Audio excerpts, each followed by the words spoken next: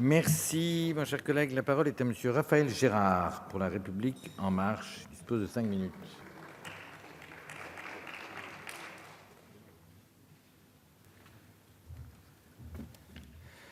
Merci Monsieur le Président, Monsieur le Ministre, Monsieur le Président de la Commission des Affaires culturelles, Madame la rapporteure, chers collègues. L'incendie de Notre-Dame de Paris, qui s'est déclaré le 15 avril dernier, a suscité l'émoi de la communauté nationale tout entière, et pour cause. Celle qui s'élève au cœur de la cité, maintes fois dépeinte dans les plus beaux écrits de la littérature, à la fois comme témoin de notre histoire collective et comme motif universel du génie humain, a failli disparaître dans l'agonie dévorante de sa flèche.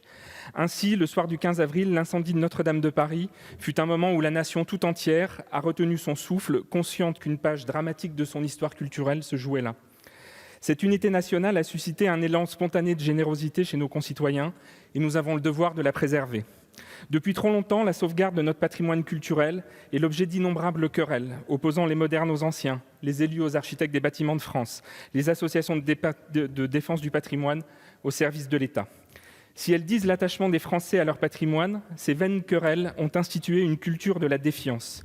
Et nourrir une nouvelle querelle ne me semble pas à la hauteur des enjeux.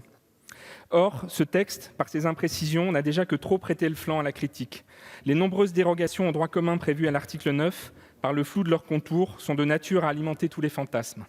Mais je veux croire qu'à cette heure, cette unité nationale reste à portée de main. Elle suppose de faire, comme vous l'avez dit, Monsieur le Ministre, de Notre-Dame la démonstration d'un exercice de conservation-restauration exemplaire.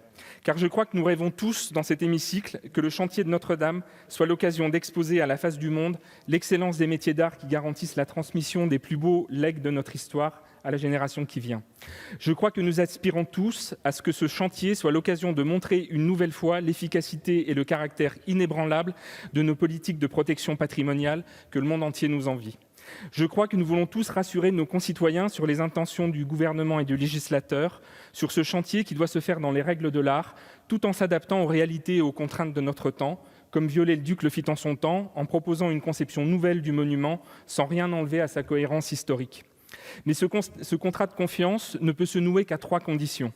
Tout d'abord, en inscrivant précisément dans le texte le respect des principes fondamentaux de conservation-restauration, tels que formalisés par la doctrine internationale depuis l'élaboration de la Charte de Venise en 1964. S'il n'appartient pas au législateur de trancher le débat de savoir si la cathédrale sera reconstruite à l'identique, nous devons donner les gages sur la finalité recherchée des travaux, qui doit tenir compte de l'intérêt artistique et architectural du monument, tout en considérant chaque strate de son histoire. Et nous ne reviendrons pas sur cette tragique soirée du 15 avril qui désormais est un nouvel épisode douloureux de l'histoire du monument. Ensuite, nous nous devons de rassurer sur la place centrale que doivent occuper le ministère de la Culture et ses services dans la conception, le suivi et la réalisation des travaux. Car la création d'un établissement public ad hoc ne saurait justifier la mise à l'écart de l'expertise technique et scientifique des architectes des bâtiments de France ou des architectes en chef des monuments historiques. C'est pourquoi je propose de clarifier ces missions en matière de maîtrise d'ouvrage déléguée sur le modèle des établissements publics de l'État existants. Il est d'ailleurs indispensable qu'un comité scientifique soit placé auprès du conseil d'administration de l'établissement public afin d'éclairer ses décisions et ses choix sur les questions historiques, architecturales, scientifiques et culturelles. Enfin, je crois que ce contrat de confiance est possible si, plutôt que de déroger aveuglément aux procédures garanties par le ministère de la Culture lui-même, au risque de créer des précédents dont nous ne saurions mesurer l'abîme, nous nous appuyons sur la richesse des dispositifs existants dans le Code du patrimoine. En effet, aujourd'hui, rien n'indique qu'il soit nécessaire de déroger à notre Code du patrimoine pour atteindre les objectifs ambitieux et justifiés fixés par le Président de la République et tenir le délai de 5 ans. Et je regrette ce procès d'intention qui semble vouloir être régulièrement fait au service de votre ministère. Si on peut apprécier l'opportunité d'un pilotage dédié du chantier de Notre-Dame, il n'a jamais été fait la démonstration que le dispositif hérité de la loi du 31 décembre 1913 ne fonctionnait pas, y compris en cas de catastrophe.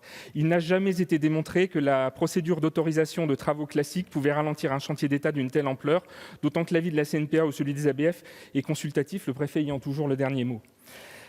Surtout, il serait dommage que l'État se prive d'une caution susceptible d'éteindre les critiques en cas de contestation du projet. C'est pourquoi je souhaite sincèrement que tous ensemble, nous puissions rediscuter en profondeur les articles 8 et 9, de sorte à ne pas porter inutilement le flanc à la critique, et que tous ensemble, nous affirmions notre volonté de mener un chantier de conservation-restauration exemplaire, à même de rendre à Notre-Dame sa majesté, sa magnificence et son rayonnement. Merci, mon cher collègue. Donc,